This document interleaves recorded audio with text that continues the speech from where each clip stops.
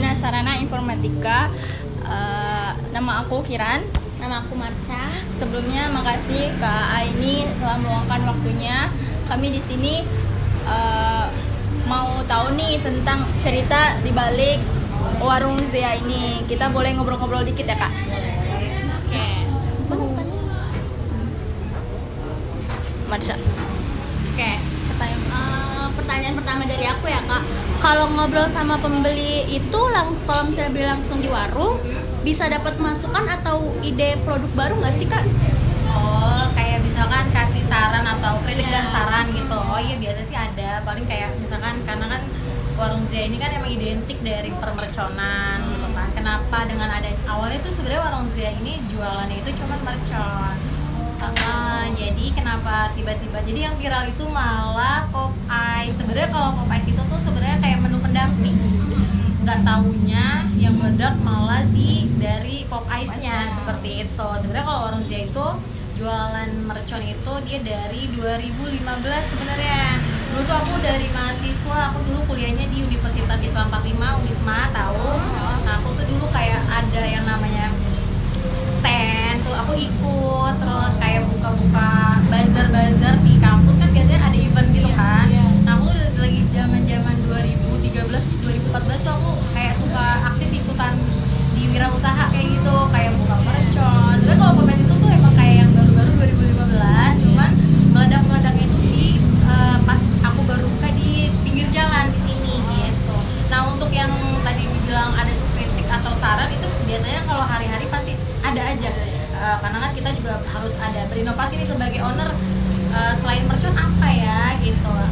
Nah, jadi kita kayak kemarin itu puasa itu kita ada namanya menu cendol, karena biar apa? Biar nggak monoton, menunya nggak yang cuma pop ice aja gitu. Karena kan semua orang itu bosan ya kalau pop ice terus. Seperti itu sih. Kalau misalkan kayak masukan-masukan, kritik saran, biasanya kenyamanan tempat, kayak kan lihat sendiri keadaannya ya kan, yang super sempit ya.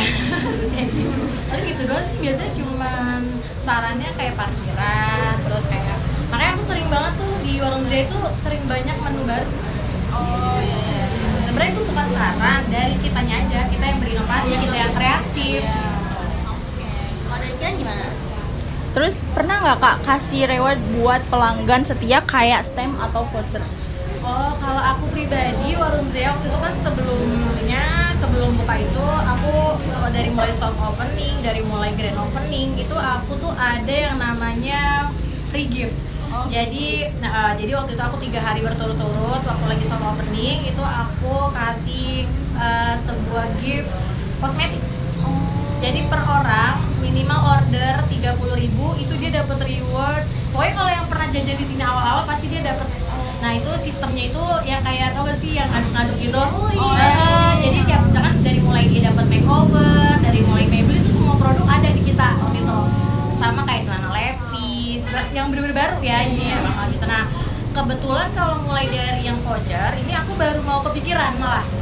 Kayak biasa kan pelanggan setia gitu ya, jatuhnya ya pelanggan setia. Nah, ini aku pengen nih kayak misalkan dia sering, kita kan kadang nggak tahu nih mana pelanggan yang baru, mana pelanggan yang lama. Bahkan kalau misalkan dari voucher tersebut, jadi kita tahu nih, ya kan pelanggan loyal nih mana nih gitu. Itu aku baru kepikiran.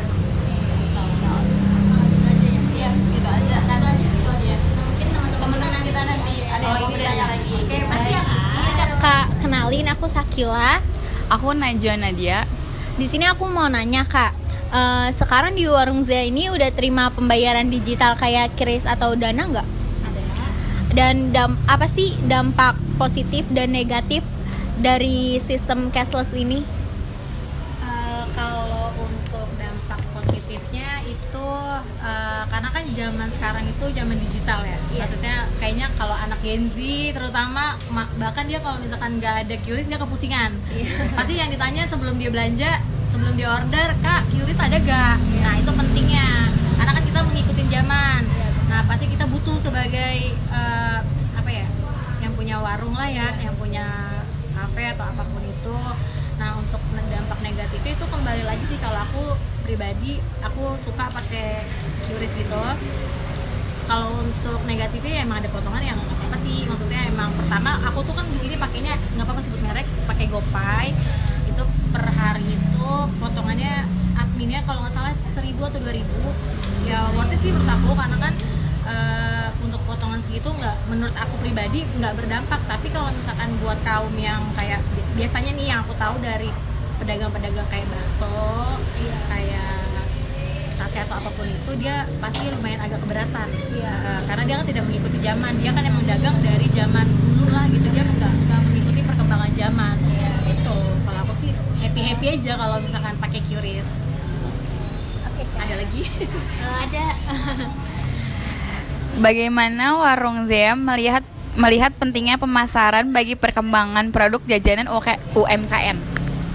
Kalau aku pribadi penting banget karena awal-awal nih aku cerita lagi, kalau misalkan yang order itu dari awal nih aku biasanya yang order teman-teman terdekat. Nah dengan adanya kita pakai digital platform dari mulai Instagram, TikTok, apalagi WhatsApp juga, itu berdampaknya tuh benar-benar besar.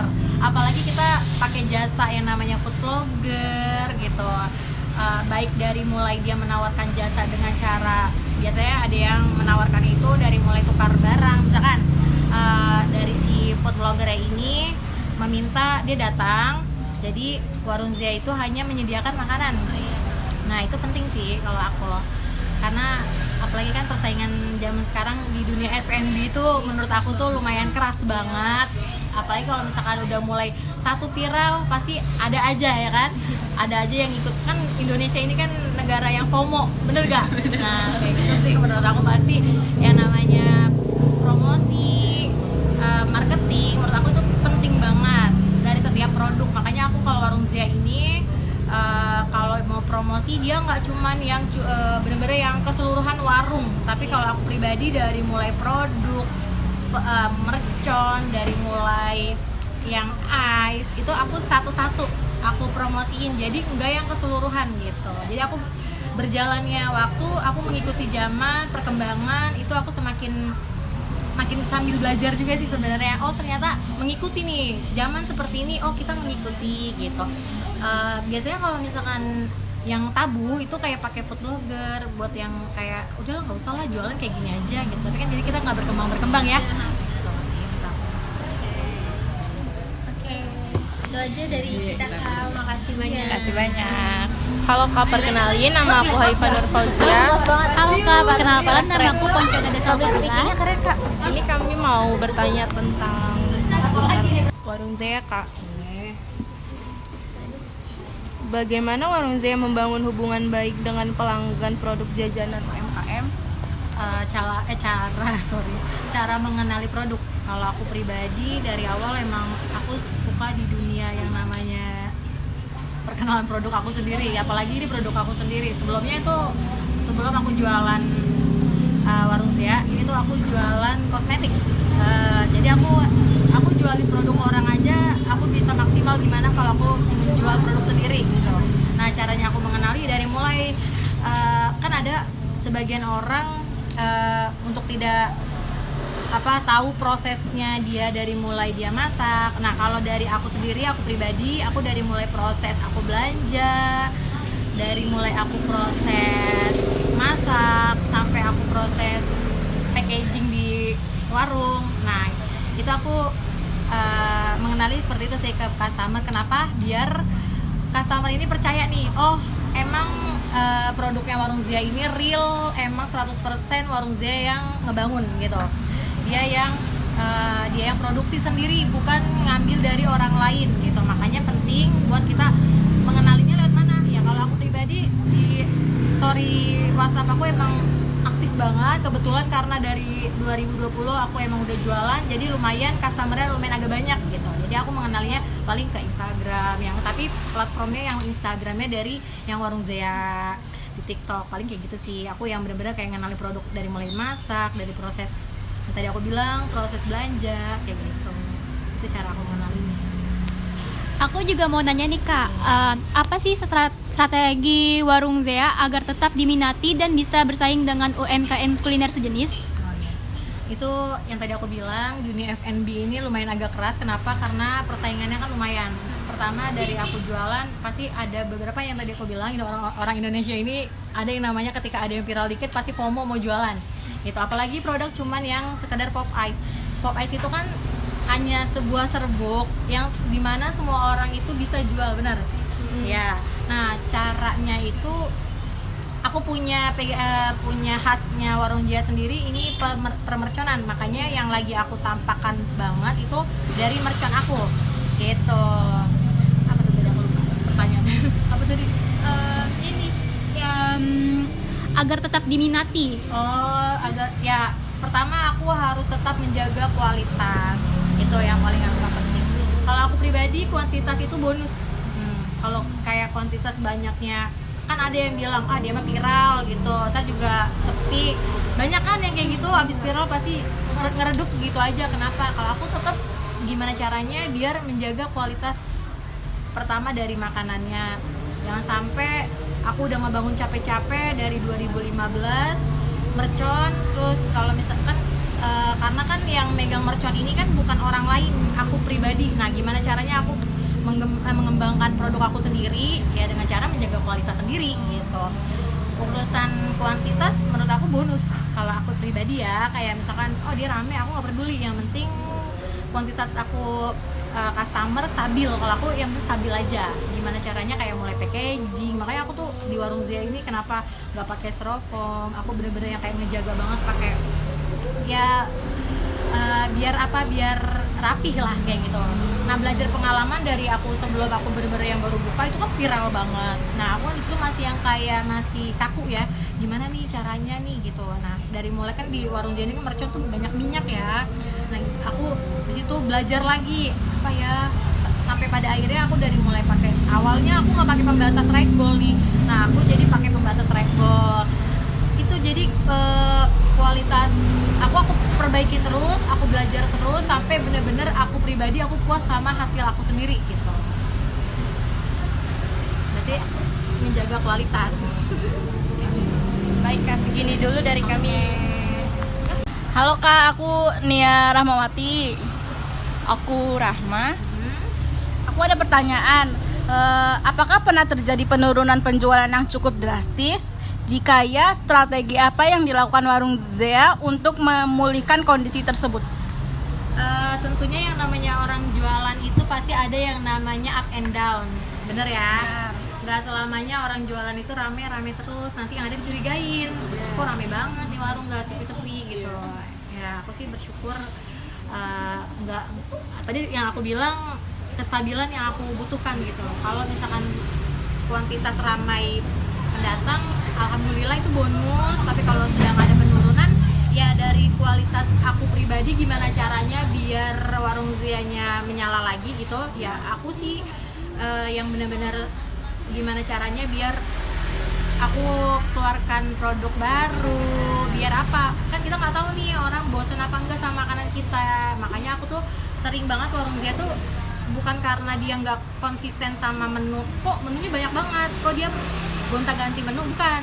Itu suatu strategi aku biar supaya apa, biar nggak bosen gitu. Makanya aku sering ngadain yang namanya, yang tadinya nih Warung Zia ini terkenalnya ceker mercon yang cuman disiram sambal.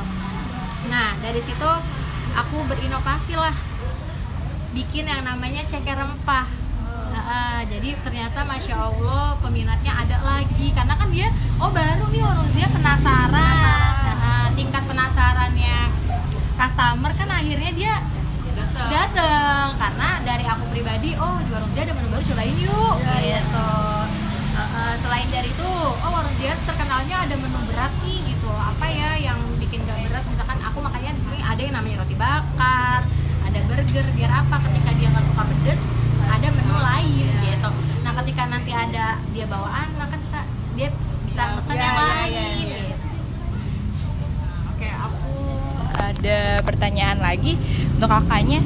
Dalam hal inovasi produk, bagaimana proses pengambilan keputusan ya Kak? Apakah berdasarkan intuisi kakak, tren, atau masukan pelanggan? kalau aku pribadi pribadi aku berinovasi sendiri, aku berkreatif sendiri, kreativitas sendiri, karena yang aku tahu dari aku dulu belajar kalau pedagang kayak pengusaha kayak itu tuh gimana, kita tuh ibaratnya kayak tim suksesnya kayak di kreatif ya, kita yang berinovasi. Dia ke orang lain aja bisa, kenapa di produk kita sendiri nggak bisa? Nah makanya aku kreativitas gimana caranya biar nggak bosan, biar nggak boring, makan nggak itu aja. Makanya waktu lagi akhir-akhir ini aku ada yang namanya saat itu yang lagi bulan puasa aku ada cendol. Nah itu aku cendol bikin sendiri. Nah cendol kan yang cuman gitu-gitu aja, dari cuman gula doang biasanya ya, santan.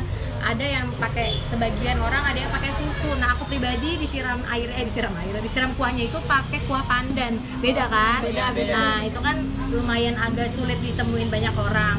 Nah akhir-akhir ini juga kan ada yang namanya viral itu banyak banget es teler ya. Nah aku malah enggak, karena kenapa? Ya emang kelihatannya emang lagi rame, lagi viral, tapi kalau aku pribadi gimana caranya aku menciptakan yang emang orang lain malah yang nggak ada gitu kalau aku pribadi. Jadi aku merasa bangga nih, aku pribadi bisa menciptakan kreativitas, inovasi buat warung Zea yang bikin orang penasaran. Kan kalau es teler tuh banyak ditemuin di mana-mana, kayak es teler, terus smoothies gitu kan banyak ditemuin di mana-mana ya. Itu sih kalau aku. Oke, makasih ya Kak pertanyaan jawabannya.